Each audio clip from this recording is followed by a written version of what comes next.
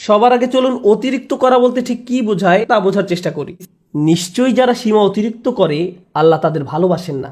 কিন্তু আমরা সবাই জানি আল্লাহ আজ্জা ওয়া জাল্লা কোরআনে কাফির বা অকৃতজ্ঞদের নিন্দা করেছেন। আল্লাহ আজ্জা ওয়া জাল্লা তাদেরও সমালোচনা করেছেন যারা মুনাফিক এবং শিরকে লিপ্ত। কিন্তু কোরআনে ব্যাপকভাবে আলোচিত আরেকটি দল সম্পর্কে আমরা তেমন কোনো কথা বলি না, তারা হলো মুসরিফিন। প্রসঙ্গত আপনাদের অবগতির জন্য বলছি, সহজ কথায় মুসরিফিন হলো যারা সীমার অতিরিক্ত, প্রয়োজন অতিরিক্ত বা মাত্রাতিরিক্ত কিছু করে। ফেরাউনের জন্য এই পরিভাষাটি ব্যবহার করা হয়েছিল। কোরআনে বলা হয়েছে ওয়া আন্নাল মুসরিফিন হুম আসহাবুন নার, এবং সীমা লঙ্ঘনকারীরাই জাহান্নামী। তাই এটা আসলেই কঠিন একটা শব্দ। যারা অতিরিক্ত করে, মাত্রাতিরিক্ত করে, আর বেশি বা অতিরিক্ত করার বিভিন্ন পর্যায় রয়েছে।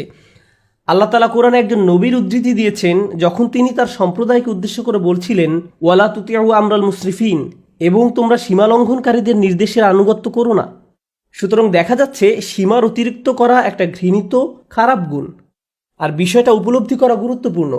আল্লাহ আজ্জা ওয়া জাল্লা আকাশের বর্ণনা দিতে গিয়ে বলেছেন আস-সামাআ রাফাআহা ওয়া ওয়াদাআল মিজান, অর্থাৎ তিনি আকাশকে সমুন্নত করেছেন আর তাতে তিনি পাল্লা স্থাপন করেছেন, ভারসাম্য স্থাপন করেছেন।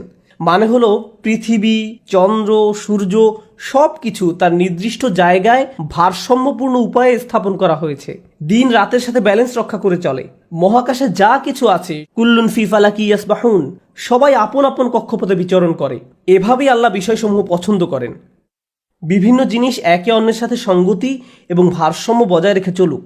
সূরা আর রহমানে আল্লাহ এই ব্যাপারটি বর্ণনা করার পর আরও যোগ করেন আল্লাহ তাতাগাউ ফিল মিজান, যাতে তোমরা ভারসাম্য লঙ্ঘন না করো, যাতে তোমরা ভারসাম্য রক্ষা করে চলো এবং কোনো কিছু সীমার অতিরিক্ত বা মাত্রাতিরিক্ত না করো। মহাকাশের সব কিছু ঠিক যেমন একটা ভারসাম্য এবং সমন্বয় বজায় রেখে চলছে, আমাদেরও সব কিছুতে ভারসাম্য বজায় রেখে চলা উচিত। আমাদের ব্যবসা বাণিজ্য, আমাদের চলাফেরা, চিন্তা পদ্ধতি সব কিছুতে ভারসাম্য রক্ষা করে চলা উচিত। সবার আগে চলুন অতিরিক্ত করা বলতে ঠিক কি বোঝায় তা বোঝার চেষ্টা করি। ইসরাফ শব্দের সাধারণ অর্থ হলো প্রয়োজনের অতিরিক্ত করা, মাত্রাতিরিক্ত করা। একটা উদাহরণ দিচ্ছি। রমজানের সময় ইফতার শুরু করার পূর্বে অনেকেই নিজের প্লেটে যত পারেন খাবার নিতে থাকেন। তখন মনে মনে ভাবেন এগুলো শেষ করা কোনো ব্যাপারই না, কিন্তু প্লেটের 25% খাবার শেষ করতেই আপনার পেট ভরে যায়। তাহলে দেখা যাচ্ছে আপনি যতটুকু খেতে পারবেন তার চেয়ে অনেক বেশি নিজের প্লেটে নিয়েছেন, কারণ আপনি ইসরাফে ভুগছেন। যা দরকার তার চাইতেও অনেক বেশি নিচ্ছেন, কারণ আপনার ক্ষুধার অনুভূতির ক্ষতিপূরণ করছেন। খাবারের ইসরাফ যেহেতু অনেক কমন, তাই আরেকটা উদাহরণ দিচ্ছি। যেমন ধরুন, মানুষ বিয়ে বা অন্য কোনো খাওয়ার দাওয়াতে যায়, আর সেখানে হয়তো সারিবদ্ধভাবে সবাইকে খাবার সংগ্রহ করতে হয়, সবাইকে নিজ নিজ প্লেটে খাবার নিতে হয়। তো আপনার হয়তো মুরগির গোশত অনেক পছন্দের, তাই মুরগির গোশতের সামনে গিয়ে যত পারেন নিজের প্লেটে পুরতে থাকেন, কারণ পেছনে লম্বা লাইনের দিকে তাকিয়ে আশঙ্কা করেন যে পরের বার আসলে হয়তো আর পাবেন না। তাই এত বেশি পরিমাণে নিজের প্লেটে নেন, মনে হয় যেন এটা দিয়ে একটা রেস্টুরেন্ট খুলতে পারবেন। আপনি এমনটা করেন কারণ আপনি তখন ইসরাফে ভুগছেন। আপনি সবটা খেতে পারবেন না, তবুও অনেক বেশি আপনার প্লেটে নিয়েছেন। ইসরাফ শুধু প্লেটে অতিরিক্ত খাবার নেয়ার নামই নয়, বরং বেশি খাওয়াটাও ইসরাফ। আপনার পেট ইতিমধ্যেই ভরে গেছে, আপনি তবুও খাচ্ছেন। আপনি সারাক্ষণ কিছু না কিছু চাবাচ্ছেন, শুধু ভোগের উপরে আছেন।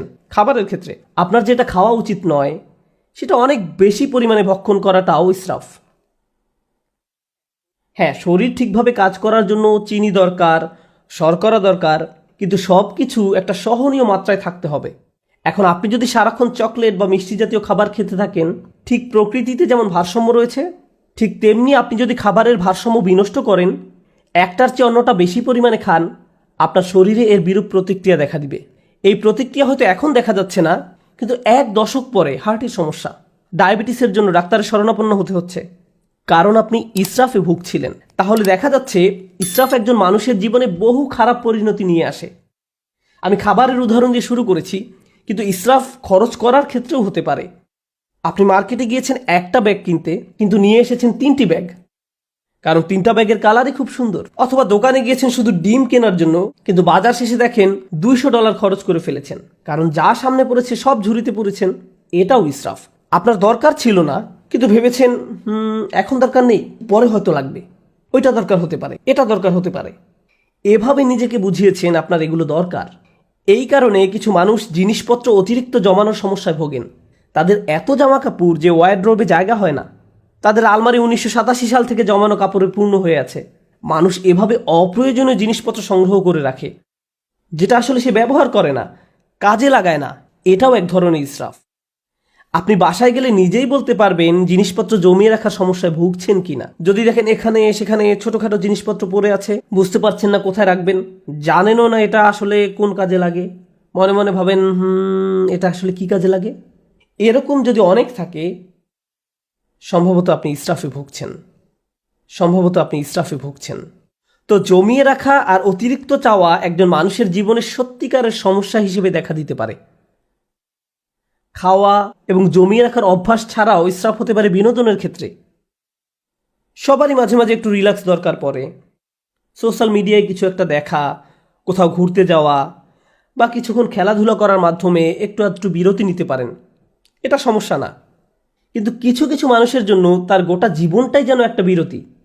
ঘুম থেকে উঠেই বিনোদন করা শুরু করে, ঘুমোতে যাওয়ার সময়ও বিনোদন করে, একটার পর একটা জিনিস ক্লিক করতে থাকে, এভাবে ঘন্টার পর ঘন্টা পার হয়ে যায়। এটাও এক ধরনের ইসরাফ। কারোর সাথে বসবাস করা ঠিক আছে, কিন্তু হোয়াটসঅ্যাপে যদি আপনার বসবাস হয়ে থাকে তাহলে সেটা তো সমস্যা। সুতরাং সবকিছুর একটা ভারসাম্য যেমন আছে, ঠিক তেমনি অতিরিক্ত করে ফেলার ঝুঁকিও আছে। আর কোনো কিছুতে অতিরিক্ত ডুবে থাকা আসলেই সমস্যাজনক। আল্লাহ আযজা ওয়া জাল্লা এক জায়গায় সবচেয়ে কম ধমকের সুরে বলছেন, ইন্নাল্লাহা লা ইউহিব্বুল মুসরিফিন, নিশ্চয়ই যারা সীমা অতিরিক্ত করে আল্লাহ তাদের ভালোবাসেন না। কিন্তু ইসরাফ বিষয়ক যে আয়াতটি আমি আপনাদের সাথে শেয়ার করতে চাই, সূরা ইউনুসের আয়াত, আমি খুতবার শুরুতে আয়াতটি তেলাওয়াত করেছিলাম। বক্তব্য চলাকালে অন্যান্য ইসরাফ সম্পর্কেও আলোকপাত করব ইনশাআল্লাহ। এখানে যে ব্যাপারটি তিনি তুলে ধরেছেন তা কোরআনের আরও কিছু জায়গাতেও আলোচনা করা হয়েছে। তিনি বলছেন, মানুষ যখন কঠিন কোনো পরিস্থিতিতে পড়ে যায়, সেটা অর্থনৈতিক কোনো সমস্যা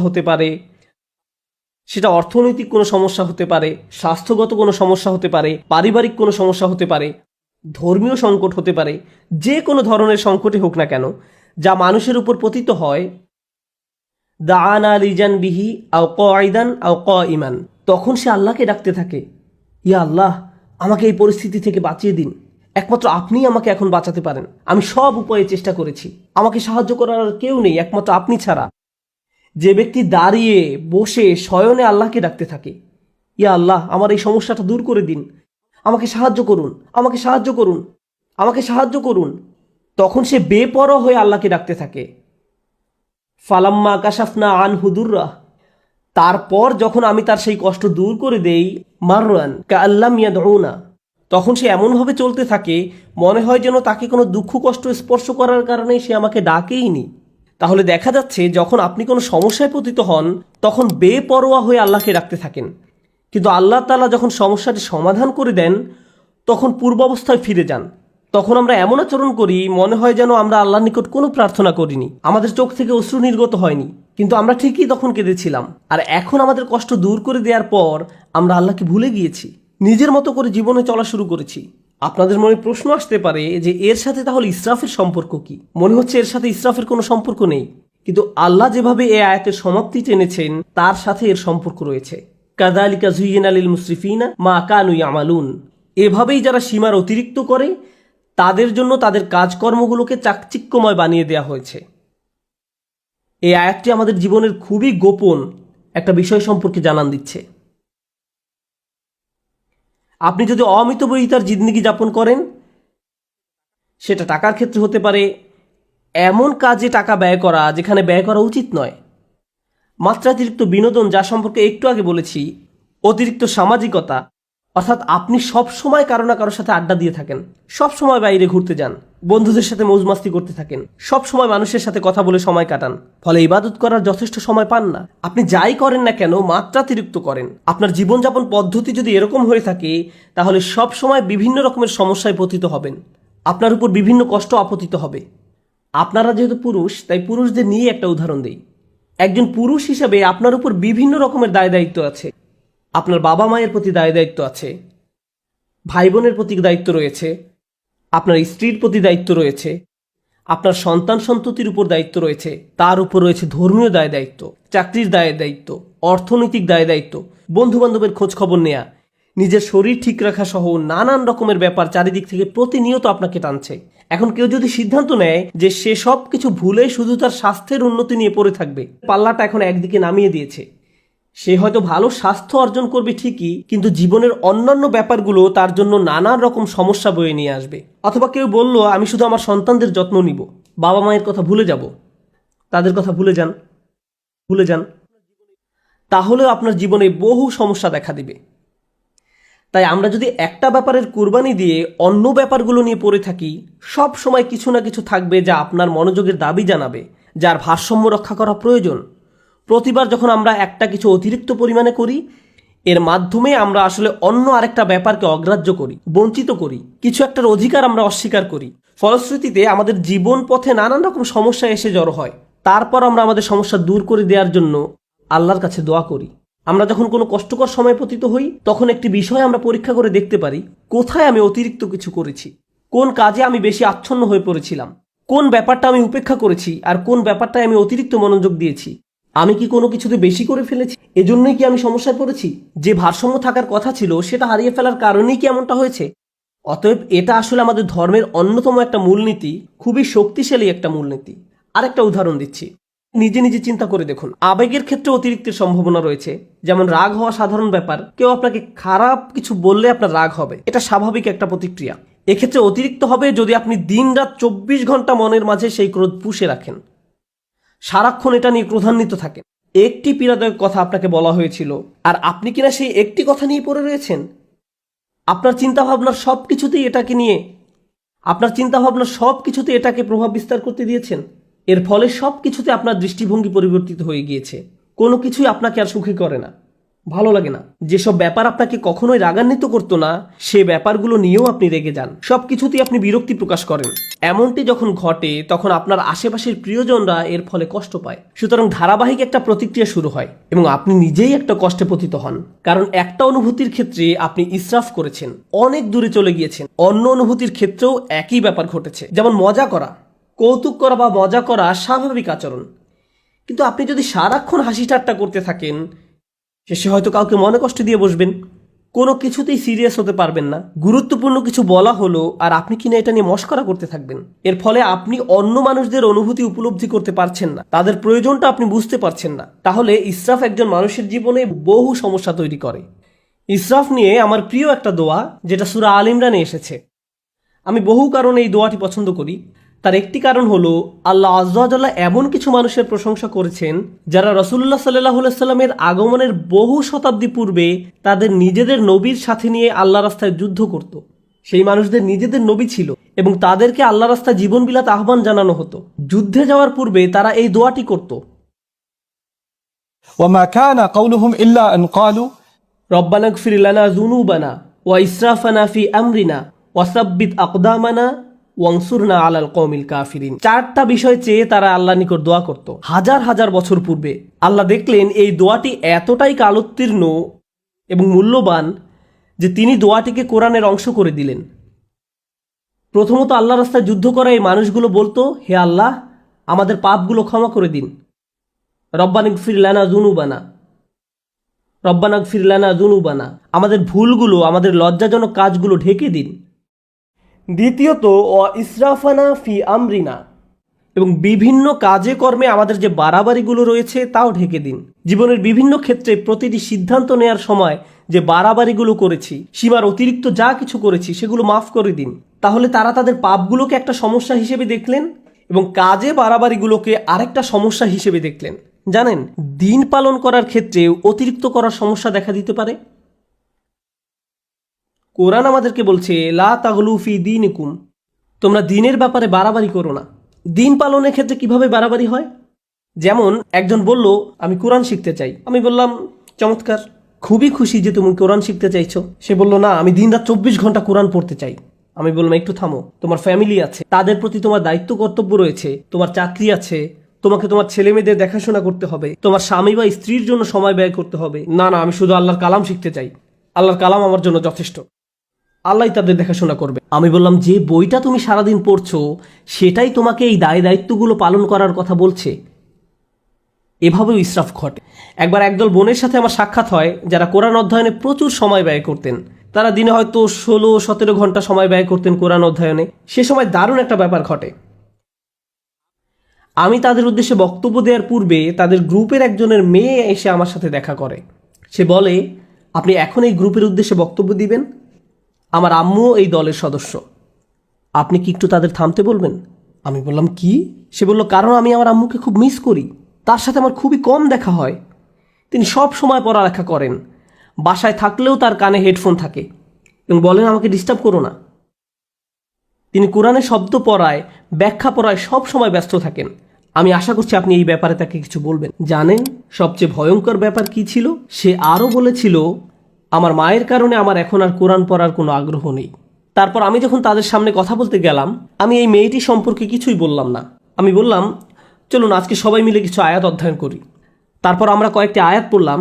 তার মাঝে কয়েকটি আয়াত ছিল, ওয়া ইলাস সামাই কাইফা রুফিআত ওয়া ইলাল জিবালি কাইফা নুসিবাত, এবং আকাশের দিকে কি লক্ষ্য করে দেখো না কিভাবে সেটা উঁচু করা হয়েছে, আর পাহাড়ের দিকে কি দেখো না কিভাবে তা স্থাপন করা হয়েছে। তারপর আমি জিজ্ঞেস করলাম, আপনাদের কে কে এই আয়াতগুলো অধ্যয়ন করেছেন? সবাই হাত তুলল। তারপর বললাম, আপনাদের কে কে পাহাড় পর্বত দেখেছেন? আপনাদের কে কে রাতের আকাশে তারা দেখেন? এমনটা করেছেন কখনো? তারা বলল, না না, আমাদের তো কোরআন পড়তে হবে। কিন্তু সেই কোরআনই তো আপনাদেরকে এসব করতে বলছে। কিন্তু কোরআনেই আফালাম ইয়াসিরু ফিল আরদ, তারা কি জমিনে ভ্রমণ করেনি? তারা কি আল্লাহ সুন্দর সৃষ্টি দেখেনি? আপনারা এই সম্পর্কে পড়তে চান কিন্তু কাজটি করতে চান না। অথচ আল্লাহ বলছেন বাহিরের পৃথিবী দেখার জন্য। অন্য কথা, এমনকি ধর্মীয় কাজে অতিরিক্ত করার সম্ভাবনা থাকে। এটা পরিহাসের ব্যাপার যে মানুষ কোরআন পড়ছে আবার একই সময় কোরআনের নির্দেশনাকে উপেক্ষা করছে। এমনটাও ঘটতে পারে। ইসরাফ আমাদের আবেগের বেলায় ঘটতে পারে। আমি সক্রিয় আবেগ, রাগের ব্যাপারে আগে কথা বলেছিলাম। ইসরাফ কিন্তু নিষ্ক্রিয় আবেগ, যেমন চুপ থাকার ক্ষেত্রেও ঘটতে পারে। যেমন ধরুন, কেউ হয়তো আপনার প্রতি বা আপনার পরিবারের কারো প্রতি অন্যায় করেছে, তখন আপনি ভাবলেন আমার ধৈর্য ধারণ করা উচিত, চুপ থাকা উচিত। এখন আপনার এই চুপ থাকার কারণে অন্যায়কারী একটার পর একটা অন্যায় করেই যাচ্ছে। আপনি ভাবছেন আমার ধৈর্যের পরীক্ষা হচ্ছে, আমাকে আরো বেশি চুপ থাকতে হবে। আপনার এই চুপ থাকার কারণে অন্যায় করার পরিমাণ এখন আরো 10 গুণ বৃদ্ধি পেয়েছে। আপনি এখানে ইসরাফ করেছেন। আপনার চিৎকার চেঁচামেচি করার দরকার নেই, আবার ব্যাপারটা নিয়ে অজ্ঞ থাকারও কথা নয়। আপনার তো অন্তত পক্ষে সত্যটা মুখ দিয়ে বলার দরকার ছিল, কালোকে কালো বলার দরকার ছিল, যা সত্যি তা বলা উচিত ছিল। ওয়াতাওয়াসাউ বিল হক বলতে তো এটাই বোঝায়, তারা একে অন্যকে সত্যের উপদেশ দেয়। বিষয়টা যেমন তাকে তেমনই বলা উচিত ছিল। যদি অন্যায় হয়ে থাকে, অন্যায় বলতে হবে, সরি মা, এটা ঠিক নয়, সরি বাবা, এটা ভুল, সরি আমার স্বামী বা স্ত্রী, তুমি ঠিক কাজ করনি। অন্যায় করলে বলতে হবে। আপনি যদি এই কাজটি না করেন, তাহলে আপনি নিজের বিরুদ্ধে ইসরাফ করলেন বা অন্য কারো বিরুদ্ধে করলেন। তাহলে দেখা যাচ্ছে স্থান কাল পাত্র ভেদে ইসরাফ বিভিন্নভাবে প্রকাশ পেতে পারে। আমি আপনাদের সকল ক্ষেত্রের উদাহরণ দিতে পারবো না। আপনাকে আপনার নিজের জীবনের দিকে সতর্ক দৃষ্টি ফেলতে হবে। কোথায় আমি অনেক বেশি করছি আর কোথায় আমি যথেষ্ট পরিমাণ করছি না, কোন জায়গা থেকে আমি ফোকাস কমিয়ে ফেলেছি। এমনকি ভালোবাসার ক্ষেত্রেও ইসরাফ ঘটতে পারে। আপনি কাউকে নিয়ে অতিরিক্ত মাত্রায় আচ্ছন্ন হয়ে পড়েন, অতিরিক্ত পরিমাণ ডুবে থাকেন। মা তার সন্তানের প্রতি মাত্রাতিরিক্ত আসক্ত হয়ে পড়ে। সব সময় সে তার ছেলের চিন্তায় মশগুল থাকে। কি করছে এখন, কি খেয়েছো, ভালোভাবে ঘুমিয়েছো, তুমি কি এখনো অফিসে, বাসায় আসবে কখন, বাসায় আসছো না কেন। সারাক্ষণ ছেলের চিন্তা তাকে ব্যস্ত করে রাখে। কোনো মা যদি এমনটা করে, তাহলে সে তার স্বামীর প্রতি কর্তব্য পালন করতে পারবে না। তাহলে সালাতে যেভাবে তার মনোযোগ রাখার কথা ছিল রাখতে পারবে না। তাহলে সে তার নিজের স্বাস্থ্যের যত্ন নেওয়ারও সময় পাবে না। এক্ষেত্রেও আমরা একই পরিণতি দেখতে পাচ্ছি। আপনি যখন একদিকে মাত্রাতিরিক্ত মনোযোগ দিবেন, তখন অন্য দিকগুলোর ভারসাম্য নষ্ট হবে। আর এই ভারসাম্য ঠিক রাখা সহজ ব্যাপার নয়। এজন্যই এই দোয়ার কথাগুলো আসলেই তাৎপর্যপূর্ণ। প্রথমে আমরা আল্লাহর কাছে আমাদের গুনাহ মাফের জন্য দোয়া করছি, তারপর আমরা দোয়া করছি আমাদের কাজকর্মে বাড়াবাড়িগুলো ঢেকে দেওয়ার জন্য। অন্য কথায়, যখনই আপনি কোনো কিছু মাত্রাতিরিক্ত করে ফেলছেন, নিশ্চয়ই এর ফলে অন্য কিছুর ভারসাম্য বিনষ্ট হয়ে গিয়েছে। ওয়াসাব্বিত আকদামানা, আমাদেরকে দৃঢ় পদ রাখুন, আমাদেরকে অবিচল রাখুন। সাব্বিত আকদামানা, পা সুদৃঢ় করুন। আমরা এখান থেকে কি শিখছি? ইসরাফ কি করে? ইসরাফ আপনার জীবনের ভারসাম্য নষ্ট করে ফেলে। আমরা সূরা ইউনূসের অন্য একটি আয়াত শিখেছি, ইসরাফ আমাদের জীবনে নানা রকম সমস্যা নিয়ে আসে। আর এখানে আমরা শিখছি আমাদের পা দৃঢ় থাকবে না যদি আমাদের জীবনে ইসরাফ থাকে। প্রতিবার যখন কিছু আপনি মাত্রাতিরিক্ত করছেন, জীবনের অন্য কিছু তার গতিপথ হারিয়ে ফেলতে পারে। আপনার জীবনে এখন উদ্বেগ উৎকণ্ঠা দেখা দিয়েছে, আপনি সমন্বয় অনুভব করতে পারছেন না, আপনি আপনার অন্তর দিয়ে তা উপলব্ধি করতে পারেন এবং বাইরে থেকেও সঠিক মনে হয়, কিন্তু সবকিছু যখন ভারসাম্য হারিয়ে ফেলে, ঠিকমতো ঘুমাতে পারেন না, মানসিক শান্তি হারিয়ে যায়। আপনার চিন্তাভাবনার দিকে নজর দিলেই বুঝতে পারবেন ইসরাফ করছেন কিনা। শুধু নিজের চিন্তার দিকে নজর দিলেই, যদি আপনার পা দৃঢ় থাকে এবং যে অবস্থায় আছেন সেখানে যদি নিজেকে নিরাপদ অনুভব করেন, এটা আসলে প্রমাণ করে যে আপনার জীবন থেকে ইসরাফ দূর হয়ে গিয়েছে। রব্বানা গফির লানা যুনুবানা ওয়া ইসরাফানা ফি আমরিনা ওয়া সাব্বিত আকদামানা। সবশেষ যেহেতু আপনি আপনার জায়গায় অবিচল আছেন, এজন্য অংসুরনা আলাল কওমিল কাফিরিন, আমাদেরকে কাফেরদের মোকাবেলায় সাহায্য করুন। আল্লাহ মানুষদের প্রার্থনার কথাগুলো বর্ণনা করেছেন। যুদ্ধে যাওয়ার পূর্বে আমাদেরকে শক্তিশালী করে তুলুন। এখানে কিভাবে আপনি শক্তিশালী হয়ে উঠবেন? সবার আগে আল্লাহ আপনাকে ক্ষমা করে দিবেন, তারপর আপনাকে অতিরিক্তের ক্ষতি থেকে বাঁচিয়ে দিবেন। ফলশ্রুতিতে আপনি শক্তিশালী হয়ে উঠবেন, আর তাই এখন আপনি শত্রু মোকাবেলা করার জন্য প্রস্তুত। অংসুরনা আলাল কওমিল কাফিরিন। এভাবে গভীর দৃষ্টিকোণ থেকে চিন্তা করলে আমরা বুঝতে পারবো কিভাবে আমাদের জীবনে ব্যালেন্স রক্ষা করব, কিভাবে আমাদের জীবনে ভারসাম্য ফিরিয়ে আনবো। আল্লাহ আযজা ওয়া জাল্লা ইসরাফ সম্পর্কে জিজ্ঞাসা করবেন। আপনাদের কেউ কেউ নিজের ছেলে মেয়েদের ভালোবাসার ক্ষেত্রেও ইসরাফ করেন। আপনি একজনের চেয়ে অন্যজনের প্রতি বেশি ভালোবাসা দেখান। এমনকি আপনি যদি খারাপ ব্যবহার নাও করেন, একজন কাছে আসলে তাকে আদর করে জড়িয়ে ধরেন, চুমু খান, আর অন্যজন কাছে আসলে তাকে দূর থেকে আসসালামু আলাইকুম, তাকে কাছে টেনে নেন না। আপনি তার সাথে খারাপ আচরণ করেননি, কিন্তু তবু এটি ইসরাফ। প্রতিক্রিয়া দেখানোর ক্ষেত্রেও ইসরাফ হতে পারে। একজন বিস্কুট খেলে আপনি তাকে ধমক দিয়ে বলেন, হেই তোমাকে না বিস্কুট খেতে নিষেধ করেছিলাম, আর অন্যজন খেলে তাকে আদর করে বলেন, ও তুমি কেন বিস্কুট খেয়েছো। এখানেও কিছুটা ইসরাফ হয়ে যাচ্ছে। আপনার এমন আচরণ ভবিষ্যতে দুইজনের মাঝে সমস্যা তৈরি করবে। সে আপনার প্রতি ক্রুদ্ধ হবে না, সে রাগ দেখাবে তার ভাইয়ের প্রতি। তারপর আপনি ভাবেন তারা এভাবে মারামারি করে কেন। তারা পরস্পর মারামারি করছে আপনার ইসরাফের কারণে। আপনি এটা তৈরি করেছেন, আপনি এই সমস্যা তৈরি করেছেন। সুতরাং আমি এবং আপনি যেভাবে চলাফেরা করি, যেভাবে মানুষের সাথে আচার ব্যবহার করি, অন্যদের সাথে আবেগের দিক থেকে যেভাবে আচরণ করি, আমাদের মনের অবস্থা কেমন থাকে, এই সবগুলো বিষয় পুনরায় পরীক্ষা করে দেখতে হবে, যেন আমরা ইসরাফ করা মানুষে পরিণত না হই। কারণ আল্লাহ সুবহানাহু ওয়া তাআলা ইসরাফ করা মানুষদেরকে ভালোবাসেন না। এজন্যই আল্লাহ বলছেন, লা তুতিউ আমরাল মুসরিফিন, যারা সীমার অতিরিক্ত করে তাদের সিদ্ধান্তের অনুসরণ করো না। আমরা দোয়া করি আল্লাহ যেন আমাদের সব ধরনের ইসরাফ থেকে দূরে রাখেন এবং আমাদের জীবনের কোন কোন ক্ষেত্রে আমরা ইসরাফ করছি তা যেন শনাক্ত করার তৌফিক দান করেন এবং এর ফলে যেন আমরা একটি ভারসাম্যপূর্ণ জীবনযাপন করতে পারি। আল্লাহ আমাদের সবাইকে যেন দৃঢ়পদ মানুষে পরিণত করেন এবং আমাদের পাপগুলো